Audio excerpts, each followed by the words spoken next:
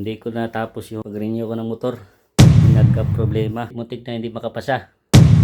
Buti na lang ginawa ng paraan. Ayan, good morning guys. Ngayon ay July 15, 2026, Wednesday. Balik continuation doon sa renewal ng aking prangkisa. So ngayon ang next steps naman is renew ng motor sa LTO. So bago tayo magpa-renew motor sa LTO, kailangan muna natin magpa-emission. Tapos na rin naman tayo sa insurance, emission, tapos inspection, tapos filing na ng form sa loob ng LTO. Tapos pag natapos tayo sa LTO, balik ulit tayo sa TRO para sa mirrors permit at saka sa dikit na sticker. So yun na yung last. So ngayon muna, na-check ko na rin yung motor, busina, importante yan. Tapos signal lights, yan, gumagana naman yan. Kabila. Tapos yung headlights, hindi ko lang mapakita. Yan, may ilaw yan. Tapos sunod yung handbrake. Ito handbrake. Tignan natin kung may ilaw yung handbrake. Yun, may ilaw. Maliwanag kasi kaya hindi makita. Yan, tapos foot brake. Foot brake. Yan, may ilaw. So yan yung mga importante. Bago tayo pumunta sa LTO, kailan check muna natin lahat. Ganon din sa TRO, sa inspection. So kompleto na yan. May pintura na rin, ayos na rin mga pintura niya. So ayan, diretso na tayo sa emission. Doon na ako magpa-emission sa LTO para isang lakaran na rin. Kasi kung doon pa sa matagal din, maraming nagpapa-inspection doon. Dito lang sa may malapit sa Maranata. So ayan, diretso na tayo. Ayan, nandito na ako sa LTO. Pa-emission muna ako. So bago ako nagpa-emission, nagpa-xerox muna ako ng ORCR at saka prangkisa, saka certification ng plaka. Kailangan pala yun.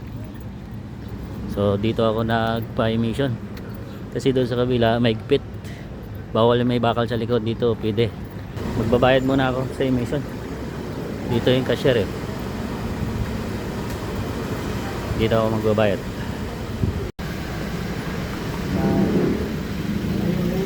Step 1, payment for emission.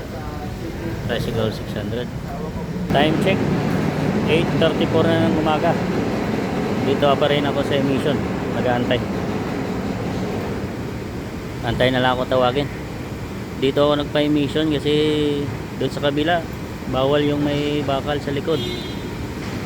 Kaya dito talaga ako sa sa LTO mismo. Tinatanggap naman nila kahit may bakal. Kasi yung nakarang taon dito rin ako nag-renew, hindi sila mahigpit, hindi naman tinanggal yung bakal. Kasi sa ibang emission, bawal tong bakal na to. Itong bakal ito ang tanggalin. Ayan, emission, tapos sunod inspection tayo. Ayan, nakasalang na yung tricycle natin. Ready na for emission. Tingnan natin kung makapasa. Ayan, nakasalang na. Ayan, nakapasa yung motor natin. Ginawa ng paraan ng nag-emission. Diretso na daw tayo sa table 4. Hindi na daw tayo kailangan sa inspection kasi dito naman tayo nagpa-emission. Yan ang kagandahan pag dito mismo sa LTO. Pasok na tayo sa loob. Yan, tapos na tayo sa table 4. Nantayin na lang tayo sa cashier para magbayad. Number 6, regular with import.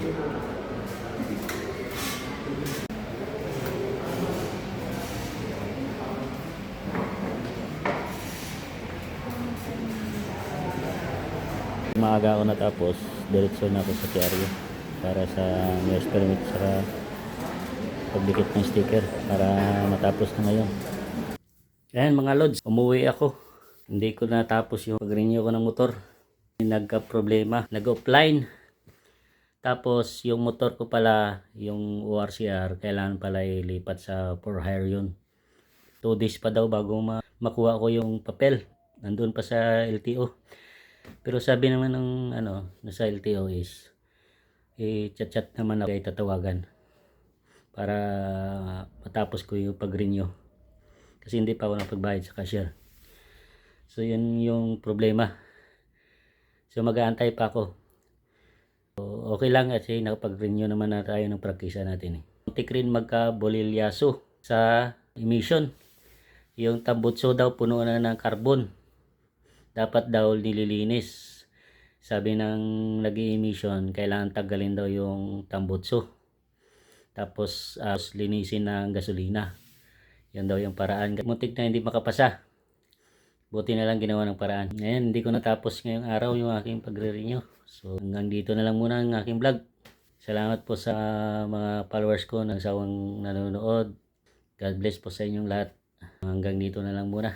Bye-bye! Mwah mwah! Chup chup!